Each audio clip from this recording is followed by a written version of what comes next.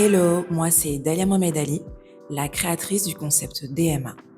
Et bienvenue à tous dans ce tout premier épisode de mon nouveau podcast DMA Tips, où chaque semaine on prend un moment pour décoder un mot, un concept ou une idée clé du monde professionnel.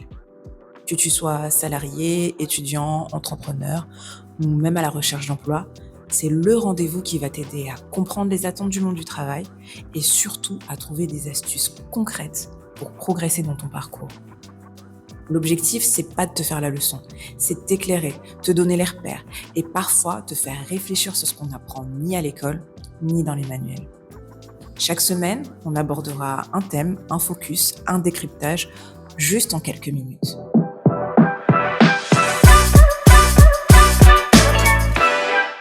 Et aujourd'hui, pour commencer cette série, on va parler d'un duo incontournable dont tu as peut-être entendu parler, les hard skills et les soft skills. Aujourd'hui, on entend beaucoup parler de hard skills et soft skills, mais qu'est-ce qu'on sait vraiment de tout ça ? Qu'est-ce que ça veut dire ? Et surtout, pourquoi c'est devenu si important dans le monde professionnel partout dans le monde ? Bon, commençons par les bases. Qu'est-ce qu'on appelle hard skills et soft skills ? Les hard skills, ce sont les compétences techniques, concrètes, mesurables. C'est ce qu'on apprend à l'école, en formation, sur le terrain ou dans un métier. Elles sont souvent liées à une tâche bien précise ou à une expertise professionnelle. C'est ce qu'on appelle en langue commune ou en français les savoir-faire. Par exemple, savoir faire une analyse financière, maîtriser Excel, Photoshop, parler une langue étrangère, lire un plan de construction ou connaître les règles juridiques, bref, toute autre compétence que l'on acquiert au travers d'un diplôme ou d'un apprentissage dans une structure académique ou autre. En gros, ce sont les compétences que tu peux prouver sur un CV, vérifier avec un diplôme ou valider à travers un test. À côté de ça, on a les soft skills, les fameuses compétences humaines ou comportementales. Ce sont celles qui définissent comment tu travailles, comment tu réagis ou comment tu te comportes avec les autres, ce qu'on appelle les savoir-être.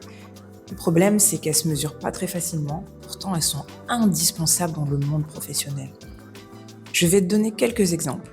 Savoir travailler en équipe, être à l'écoute, résoudre un conflit, gérer son stress, faire preuve de créativité, s'adapter rapidement au changement, bref.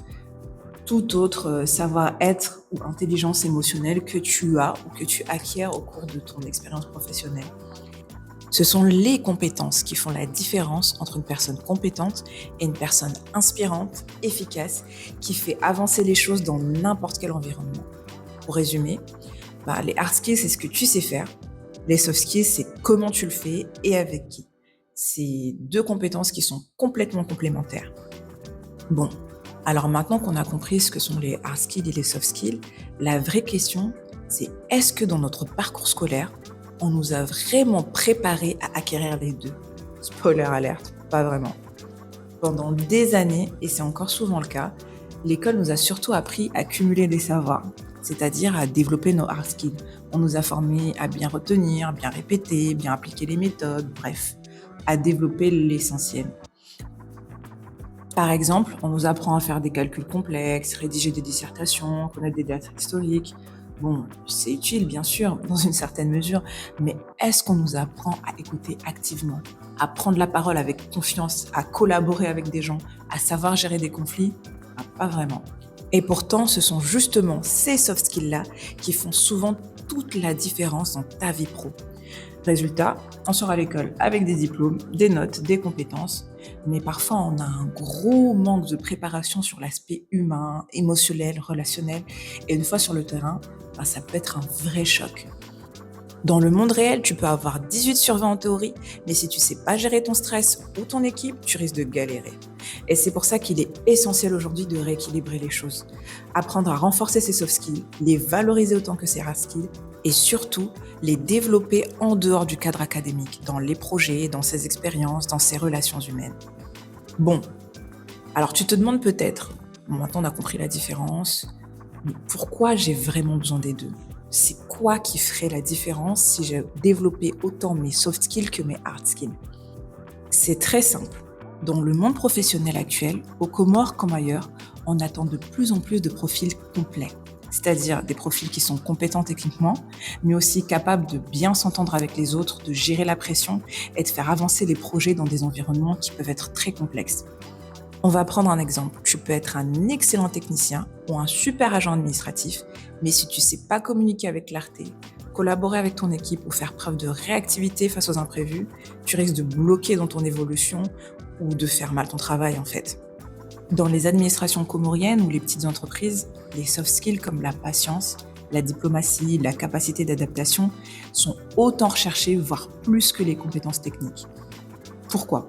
Parce que souvent, les ressources sont limitées, les rôles sont multiples et le relationnel prend une énorme place dans le fonctionnement quotidien. Et pour les jeunes qui veulent entreprendre, c'est la même chose. Tu peux avoir l'idée la plus brillante, mais sans soft skills, comme le leadership, la persévérance, la négociation, la gestion du stress, ton projet ne tiendra pas longtemps. Donc oui, les hard skills t'ouvrent la porte, mais ce sont les soft skills qui t'aident à tenir dans la durée, à fédérer autour de toi, à faire une vraie différence. Surtout dans un contexte comme aux Comores, où on a besoin de faire preuve de polyvalence et d'intelligence humaine. Alors, si on résume tout ce qu'on vient de dire, les hard skills, ce sont les compétences techniques que tu peux apprendre, certifier, prouver. Les soft skills, ce sont les qualités humaines, ta manière de travailler, de t'adapter et d'interagir. Ce sont deux compétences complémentaires. Aucun n'est plus important que l'autre. Mais si tu veux vraiment progresser, il faut les cultiver ensemble. Je te propose 3 actions simples qui vont permettre de mettre tout ce processus en mouvement dès maintenant. Première chose, l'auto-observation. Prends un moment pour identifier les 5 soft skills que tu utilises déjà, même sans t'en rendre compte. Par exemple, dans une association, à la maison, au travail, dans tes projets. La deuxième chose, c'est le focus technique. Choisis un hard skill que tu aimerais renforcer ce mois-ci. Ça peut être maîtriser un outil, suivre un tuto, former sur un sujet clé pour ton domaine. La troisième chose, c'est la mise en situation. Crée-toi un petit espace ou un défi qui te pousse à utiliser les deux. Par exemple, prendre la parole dans une réunion, organiser un mini-projet, gérer des échanges ou coacher quelqu'un. Tu verras. De toute façon, la méthode la plus efficace, c'est la pratique. Ça va te permettre de progresser. Et les soft skills, ça se muscle comme un corps. Et voilà, on arrive à la fin de cet épisode. J'espère qu'il t'a permis de mieux comprendre l'importance de développer à la fois tes savoir-faire et ton savoir-être. Si tu veux aller plus loin, n'hésite pas à explorer les contenus de DMA sur tous nos réseaux, nos formations, nos meet-up. Et on se retrouve très vite pour un nouveau podcast tips. En attendant, reste curieux, reste humain et prends soin de tes skills. Bisous!